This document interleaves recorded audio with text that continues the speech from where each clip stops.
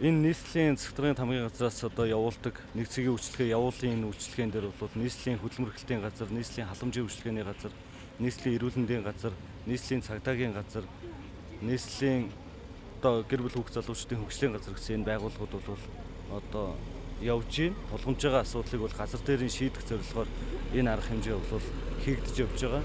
За яг одоо энд ажилладаг хүмүүсийн хувьд бол нэг номерын хамгийн тулгымцсан асуудал бол бичвэрийн зөрчил асуудал бол нэг номерын асуудал болж байна. Тэгэхээр яг одоо нийслэлийн бүртгэлийн газрын холбогдох одоо мэрэгжилтнүүд, эрх бүхий албан тушаалтнууд энэ дээрээ хамгийн одоо хурдан шуурхай нөхцөлтөөр чирэгдэлгүйгээр энэ эдгээр хүмүүсийг бичвэрэнтжуулах гэсэн энэ ажлыг бол нэн төрөнд эхэлж хийх гэдэг энэ зүйл байгаа.